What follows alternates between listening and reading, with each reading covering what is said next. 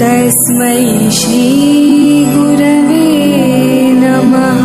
શ્રી સંસ્કાર school Wadhwan online એજ્યુકેશનમાં સૌનું સ્વાગત છે।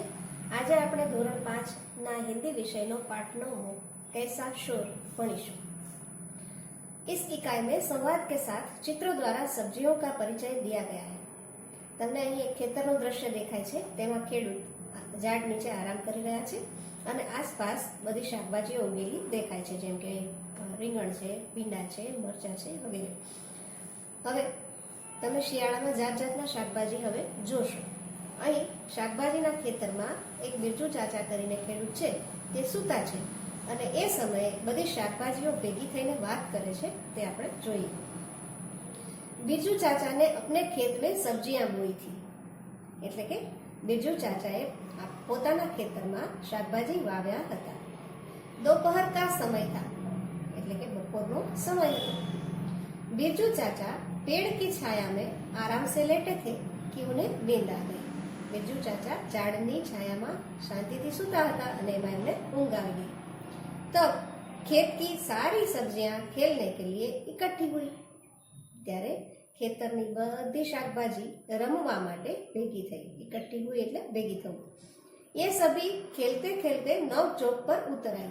તમે રમતા હોય ત્યારે ઘણીવાર તમે ઝઘડી પણ પડો છો, તો આ શાકભાજી પણ રમતા રમતા નોક ચોક એટલે કે ચડસા ચડસી પર ઉતરી આવ્યા, એટલે કે એકબીજા સાથે નાનો મોટો ઝઘડો કરવા માંડ્યા। અહીં आलू ने कहा, मैं सब सब्जियों में सरताज हूँ। सरताज એટલે કે મુગટ।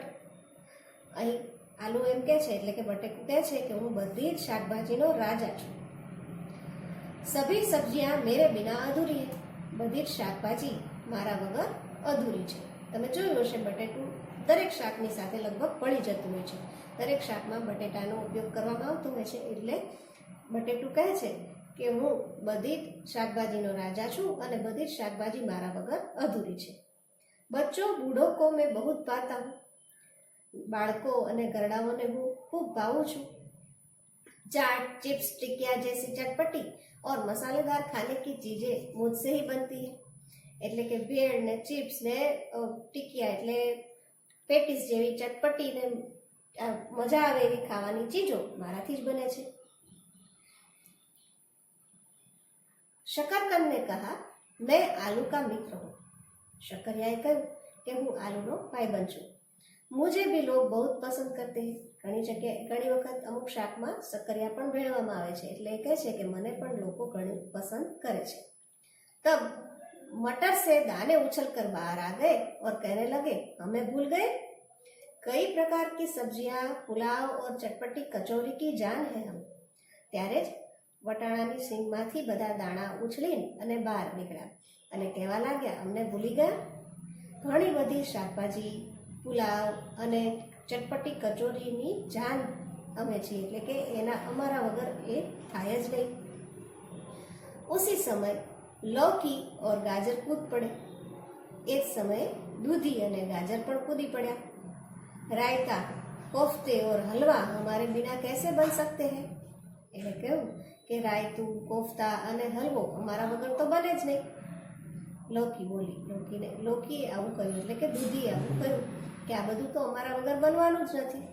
गाजर ने बात काटते हुए कहा, हलवा तो मेरा भी बनता है। गाजरे कहूं कि मारो पण हलवो बने छे। मेरा रंग रूप देखा है, मारो रंग रूप जोयुं छे। कितना सुंदर लाल रंग है मेरा। मारो रंग केवो छे? लाल। केटलो सरस छे। नाम सुनते ही मुंह में पानी आ जाता है। नाम सांभळीने ज मोंमां पाणी आवी जाय छे। बाळको तो एने काचुं पण खाय छे। मुझे खाने से लोग स्वस्थ रहते हैं। તમે એવું સાંભળ્યું હશે માતા પિતાને કહેતા કે ગાજર ખાવાથી આપણી આંખને સારું રહે છે, લોહી શુદ્ધ થાય છે। તો આ ગાજર કહે છે કે મને ખાવાથી લોકો સ્વસ્થ રહે છે। यह सुनकर पत्ता गोभी आगे आई। मैं भी आरोग्य के लिए उपयोगी हूँ। આ સાંભળીને પત્તા ગોભી એટલે કે કોબીજ આગળ આવી। તેણે કહ્યું, હું પણ આરોગ્ય માટે ઉપયોગી છું। सब्जी के अलावा कचुम्बर और सलाद में भी मेरा स्थान है। શાકભાજી સિવાય કચુંબર અને સલાડમાં પણ મારું સ્થાન છે। મિર્ચી પીછે ક્યો રહે। હવે આ બધાને સાંભળી અને મરચું કંઈ બાકી રહે। वह भी कहने लगी, सभी चुप हो जाइए। એના સ્વભાવ મુજબ એણે બધાને હકોટો કર્યો, બધા ચૂપ થઈ જાઓ, મેરે બિના આપ સબકી ક્યાં કિંમત હે, મારા વગર તમારા બધાની શું કિંમત છે, મેરે બિના સભી સબ્જીયા ફીકી હે, મારા વગર બધી શાકભાજી ફીકી એટલે કે મોળી લાગે છે, મેં પતલી ઓર ચુસ્ત હું પાતળી અને તંદુરસ્ત ચુસ્ત છું, भिंडी भी अपनी कोमलता और अनूठे स्वाद की प्रशंसा करने लगी। પછી ભીંડો પણ આવ્યો, એણે પણ કહ્યું કે હું કોમળ છું અને મારો સ્વાદ બધાથી અલગ છે, એમ કરીને પોતાના સ્વાદની અને કોમળતાની પ્રશંસા જાતે કરી। અબ કરેલા कैसे चुप बैठता, હવે કારેલું કેવી રીતે ચૂપ બેસે? वह बोलने जा रहा था तो टमाटर ने उसको बीच में ही रोक दिया, પણ એને કોઈ બોલવા દેતો ને, એ બોલવા જઈ રહ્યું હતું ત્યાં જ ટમેટાએ એને વચ્ચે જ રોકી પાડ્યું। તેરા નામ સુનતે ही बच्चे दूर भागते, કારેલાને કહે છે કે તારું નામ સાંભળતા જ બાળકો દૂર ભાગે છે। મેરા ખટ્ટા મીઠા સ્વાદ સબકો પ્યારા લગતા હૈ, પણ મારો ખાટો મીઠો સ્વાદ બધાને ગમે છે। यह बात सुनकर करेला चिल्लाया, આ વાત સાંભળીને કારેલું ગુસ્સે થયું, જોરથી બોલ્યું और बोला सिर्फ रूप रंग ही काफी नहीं है, खाली रूप रंग જ યોગ્ય નથી, पर्याप्त નથી, ज्वर जैसी बीमारियां ठीक करने में लोग मेरा प्रयोग करते हैं। ज्वर એટલે કે તાવ જેવી બીમારીઓને ઠીક કરવામાં એટલે કે સ્વસ્થ થવામાં લોકો મારો પ્રયોગ કરે છે। આખિર મેં કલગીદાર બેંગન આયા, છેલ્લે કલગીવાળું એટલે આ એનું ડીટીયું છે એના કારણે એને કલગીદાર કીધું, તે આવ્યું રીંગણ। उसने सभी को शांत करते हुए कहा, એણે બધાને શાંત પાડતા કહ્યું, दोस्त आप सब अपने अपने स्थान पर उपयोगी एवं सही है। दोस्तों તમે બધા જ પોતપોતાના સ્થાન પર ઉપયોગી અને યોગ્ય છો। મિલજુલ કર રહેને મેં ही हमारी भलाई है, હળી મળીને રહેવામાં જ આપણી ભલાઈ છે। बीट, गाजर, पत्ता गोभी, लौकी, शिमला मिर्च को मिलाकर बनाया कचुम्बर लिज्जतदार होता है। આ બધી વસ્તુઓને મેળવીને બનાવેલું કચુંબર લિજ્જતદાર એટલે કે સ્વાદવાળું હોય છે।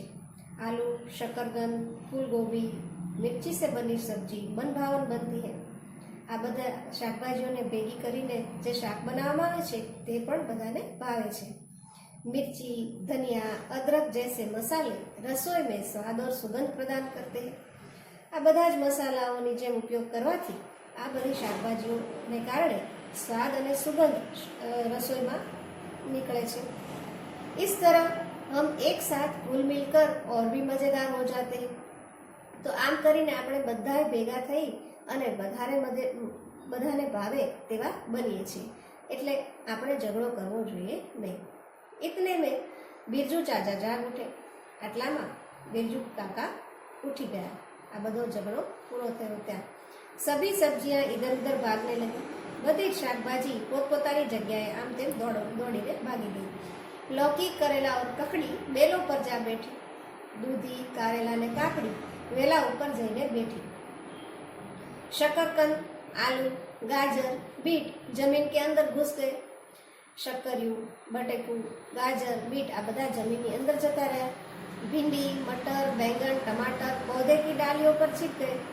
भिंडी, पटाणा, રીંગણ, टमेटा ये બધા છોડની ડાળીઓ પર સંતાઈ ગયા। बिरजू चाचा अपने काम में मशगूल हो गए અને बिरजू चाचा પોતાના કામમાં લાગી ગયા।